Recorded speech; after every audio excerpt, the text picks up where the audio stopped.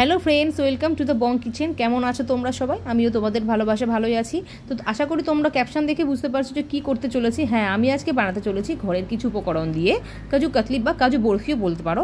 তো আমি এখানে দেখো 2 কাপের মতন কাজু বাদাম নিয়ে নিয়েছি।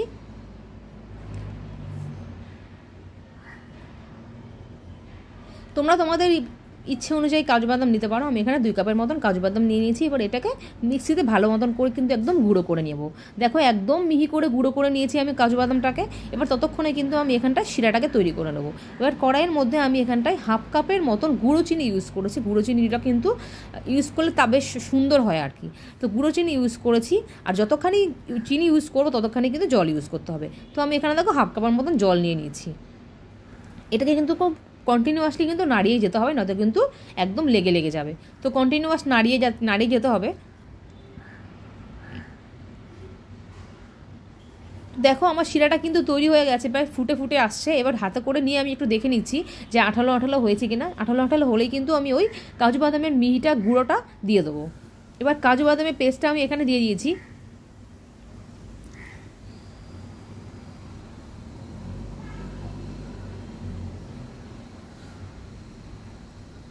কাজু বাদামের পেস্টটা দিয়েই কিন্তু এখানটায় এটাকে কিন্তু পুরো ভালো মতন কন্টিনিউয়াস কিন্তু নাড়িয়েই যেতে হবে।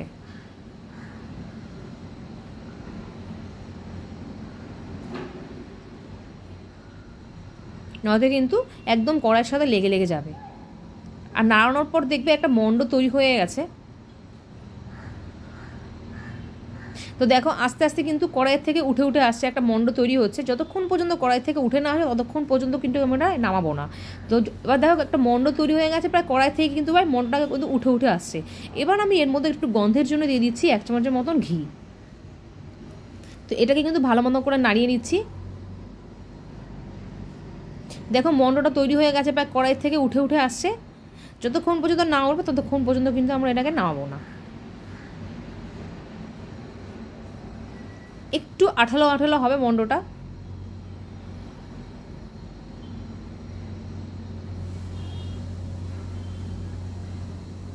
দেখতেই পাচ্ছ আমার যে কাজু বাদাম আর শিরার যে মন্ডটা তৈরি করেছিলাম এটা তৈরি হয়ে গেছে। এবার এটাকে কিন্তু আমি নামিয়ে নেব।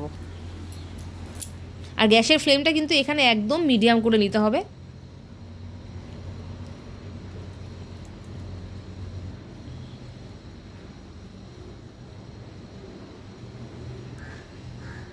একদম মন্ডটা দেখা একদম কিন্তু উঠে উঠে আসছে।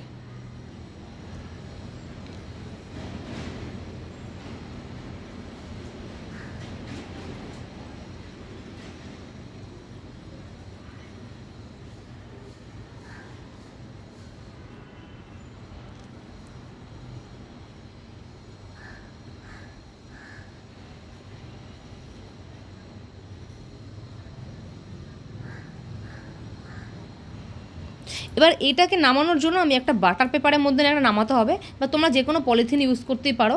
আমি বাটার পেপারটাকে নিয়ে ভালো মতন করে চারিপাশে কিন্তু প্রেস করে নিচ্ছি। চারিপাশে প্রেস করে নিলে কি হবে, এই মন্ডটা কিন্তু আর একটু আঠালো আঠালো হবে। দেখো চারিপাশে প্রেস করে নিচ্ছি, তাহলে কিন্তু একটু আঠালো আঠালো ভাবটা আসছে। আরও সুন্দর একটা মন্ড তৈরি হয়ে গেছে।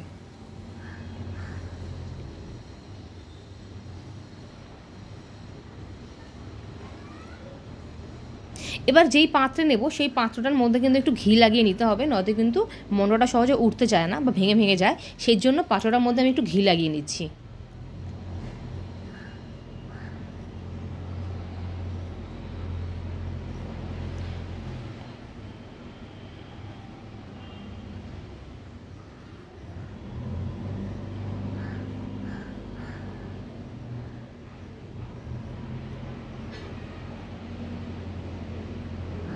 এবার মন্ডটাকে নিয়ে একটু বেলুন চাকলি দিয়ে সুন্দর করে কিন্তু বেলে নিতে হবে, যাতে পাতলা না হয়, একটুখানি মোটা মোটা রাখতে হবে।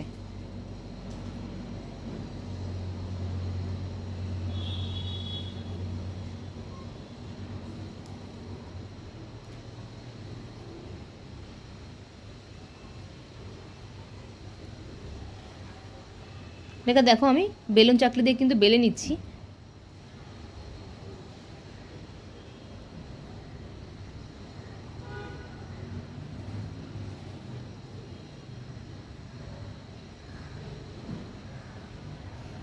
দেখো আমি বেলে নিয়েছি আর একটু ঠান্ডাও হয়ে এসছে। ঠান্ডা না হওয়া পর্যন্ত কিন্তু এটাকে কাটিং করা যাবে না। তো ঠান্ডা হয়ে এসছে, তারপরে দেখো আমি কিন্তু এটাকে সুন্দর করে কাটিং করে নিচ্ছি। আর যদি গরম থাকে তাহলে কিন্তু ভেঙে ভেঙে যাবে। তো দেখো তোমরা তোমাদের যেমন ইচ্ছা তেমনভাবে কাট করে নিতেই পারো। আমি এখানে কিন্তু বরফির মতন করে কেটে নিয়েছি। আর দেখো এবার সুন্দর করে কিন্তু বেশ উঠে উঠেও আসবে। একটু শক্ত শক্ত হয়ে এসছে আর একটু ঠান্ডা হয়ে এসছে। দেখো বরফির মতন তৈরি হয়ে গেছে। তো দেখতেই পাচ্ছ আমার কাজু কাটলি কিন্তু প্রায় তৈরি হয়ে গেছে। তো তোমরা কিন্তু আবার ঘরে ঘরে উপকরণ দিয়ে বানিয়ে নিতে পারো কাজু কাটলি। আর তোমরা করে কিন্তু আমাকে কমেন্ট বক্সে জানাবে যে খেতে কেমন হয়েছে। আমার এই ধরনের রান্নাগুলো যদি তোমাদের ভালো লেগে থাকে আমার চ্যানেলটিকে কিন্তু অবশ্যই সাবস্ক্রাইব করবে এবং ফেসবুক পেজটিকে ফলো করবে এবং আমার চ্যানেলটিকে কিন্তু অবশ্যই সাপোর্ট করবে। Thank you for watching my video.